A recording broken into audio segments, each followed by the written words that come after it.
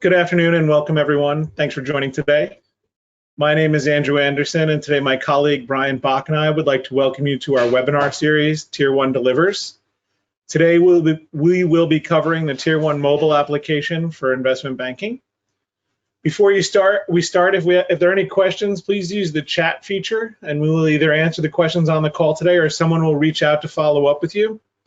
Also, at the end of the call, there'll be a quick survey that we'd like everyone to fill out. It helps inform upcoming webinars. Should take you about a minute, and it makes the webinars a lot better for everyone else.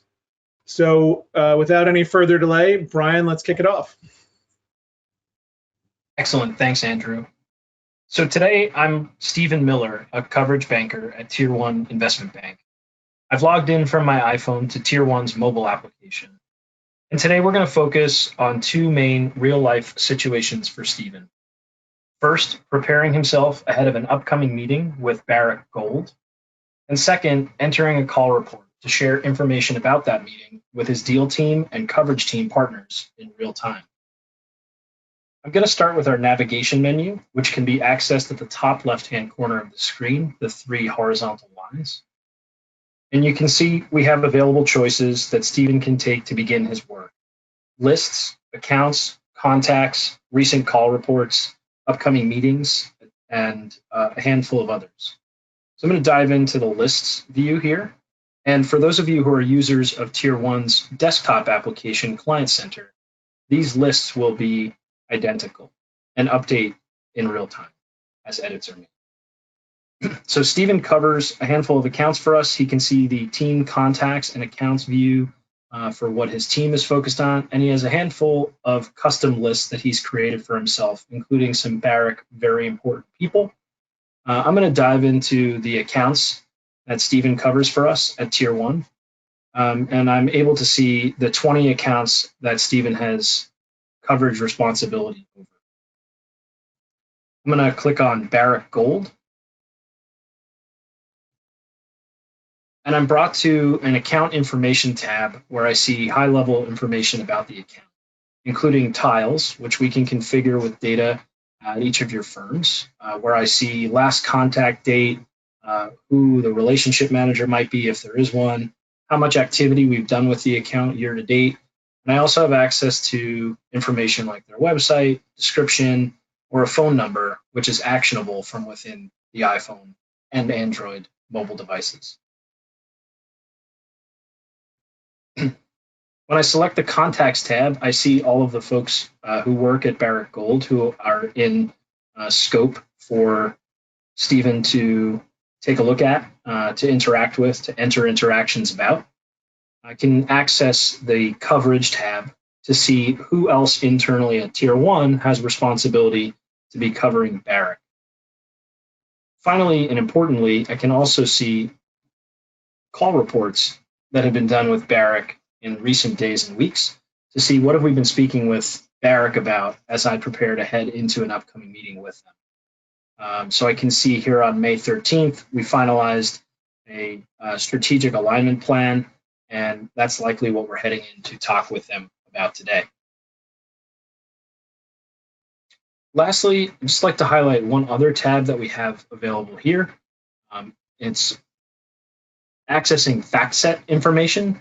And Tier1 has the unique ability to be highly configurable and to digest other data sets from third-party providers and applications, as well as to ingest data sources from your firm so that you can provide a unique view to your bankers to put the information that they need at their fingertips via mobile.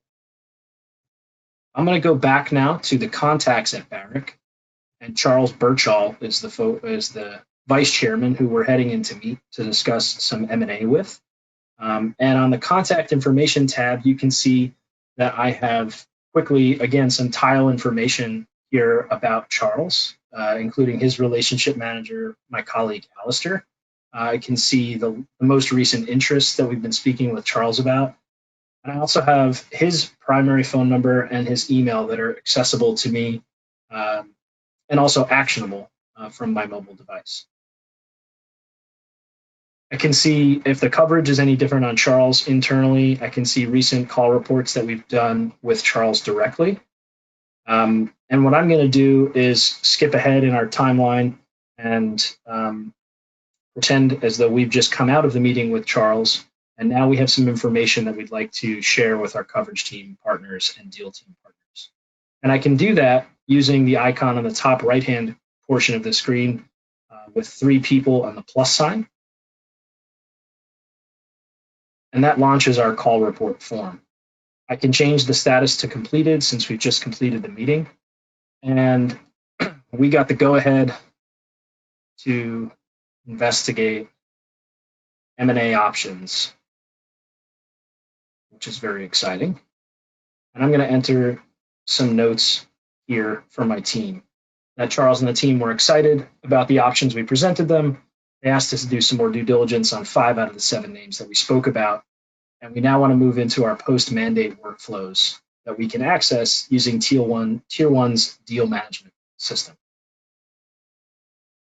I can add quickly to the notification list by selecting Add All. In this case, my colleague Trisha Lawler, who's on our deal team.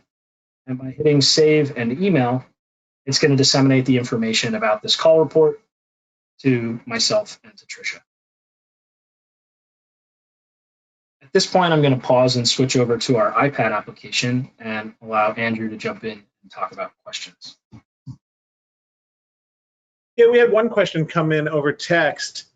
When somebody asked if you lose any information if you go offline in the middle of logging a call report, and you don't. It's actually a super flexible system that can save any information that you've done while you're offline. It can also recycle any information that you've seen recently when you're offline. So if you're on an airplane, in a tunnel, on a bridge, wherever you are, you can access the information later and you can save things. Once we reconnect to the internet, it will sync back up and everything should be good to go.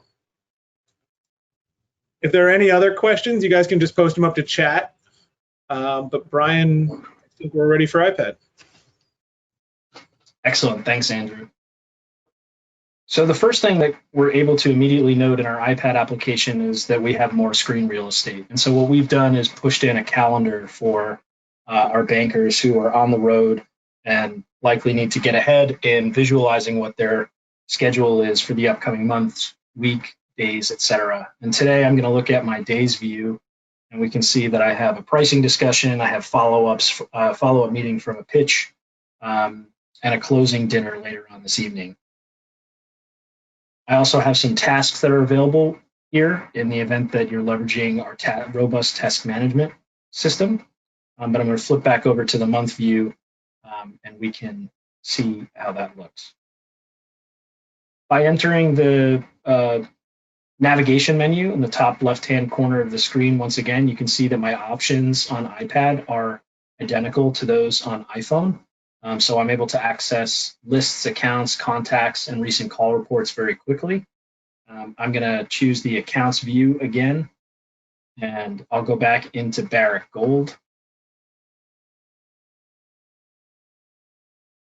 where we're again able to see this high-level information, including accounts, call reports that have been done recently,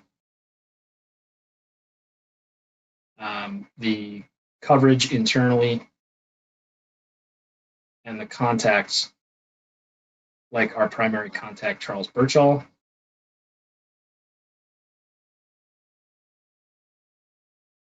I'm also able to utilize outbound email directly from my iPad device, or log a call report about the details of our meeting with Charles. You can see that we have a little bit more screen real estate to work with when entering the details of our call report on iPad. At this time, I'll pause for additional questions, and thank you very much for taking the time to take a look at our Tier1 Mobile application this afternoon. So we've got a couple. One of the questions that came up, which is which devices are supported. So iOS, most of the latest devices, we'd have to check the actual list, but it should be anything that Apple's currently supporting from an iOS perspective. And most Android, if you're on Android, you get the joke that everything is a little strange there in terms of supported versions, but it's fairly broadly supported on Android. Someone also asked about push notifications, which exist within the application. They can exist on the home page. When you see them, they will pop up. You can click them and they'll bring you into the application. Andrew, I'm just going to jump into that's a great point. I selected the schedule events icon from our main menu, which brings up this scrolling bar to allow me to see while I'm doing some of my additional work or preparing for meetings, what it is that I have upcoming, or maybe meetings that I had in the past that I forgot to log a call report and the details about. And it's just as easy as selecting the 3 people and plus sign icon, and I'm able to click in and add a call report for those meetings that have taken place already. So that's a helpful feature as well. Great. One other question we just got, which does the app have voice dictation and does it work offline? So it does have voice dictation. It works with Siri on Apple and Google Voice on the Android platform. There are some caveats around that, and that does not work offline because you have to have connectivity to their servers. But I'm happy to answer that question one-on-one with the person who asked. Great. Unless there's any additional questions, we'll give you guys a little bit of time, but it was great having everybody on today. Appreciate your time. We'll have more of these in the future. We'll be sure to invite you for the next one. Thanks so much, everybody. Have a great day.